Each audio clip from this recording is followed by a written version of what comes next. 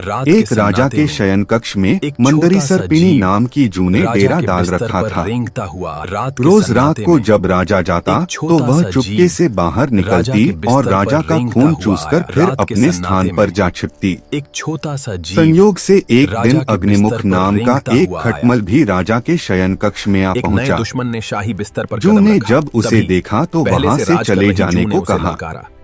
उसने अपने अधिकार क्षेत्र में किसी अन्य का दखल सहन नहीं था। तभी लेकिन खटमल भी कम चतुर न था। बोलो, देखो, मेहमान से इसी तरह बर्ताव नहीं किया जाता। मैं आज रात तुम्हारा मेहमान हूँ। जू ने उसे ललकारा। जू अंततः खटमल की चिकनी चुपड़ी बातों में आ गई और उसे शरण देते हुए बोली, ठीक है, तुम यहाँ रात भर रुक सकते हो, लेकिन राजा को काटोगे तो नहीं उसका खून चूसने के लिए। राजा के बिस्तर से खटमल बोला, कुछ नहीं। लेकिन मैं तुम्हारा मेहमान है, मुझे कुछ तो दोगी खाने के लिए। ये जगह कितनी और राजा के खून से बढ़िया भोजन और क्या हो सकता है। बस कुछ दिन रहने दो। ठीक है, जू बोली, तुम चुपचाप राजा का खून चूस लेना, उसे पीड़ा का आभास नहीं होना चाहिए। जगा दोगे? जैसा तुम कहोगी बिल्कुल वैसा ही होगा, कहकर खटमल शयन कक्ष में राजा के आने की प्रतीक्षा करने लगा। जगा दोगे?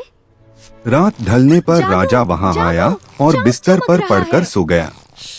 उसे देख खटमल सब कुछ भूलकर राजा को काटने लगा, खून चूसने के लिए। नींद में सोए महाराज ऐसा स्वादिष्ट खून उसने पहली बार चखा था, इसलिए वह राजा को जोर जोर से काटकर उसका खून चूसने लगा। महाराज के कोमल इससे राजा के शरीर में तेज खुजली होने लगी और उसकी नींद उचट गई। उसने क्रोध में भरकर अपने सेवकों से खटमल को ढूंढकर मारने को कहा। हम ढूंढ रहे हैं। यह सुनकर चतुर खटमल तो पलंग के पाए के नीचे छिप गया, लेकिन चादर के कोने पर बैठी जू राजा के सेवकों की नजर में आ गई। उन्होंने उसे पकड़ा और मार डाला। सीख है, हमें अजनबियों की चिकनी चुपड़ी बातों में आकर उन पर भरोसा नहीं करना चाहिए, अपितु उनसे सावधान ही रहना चाहिए।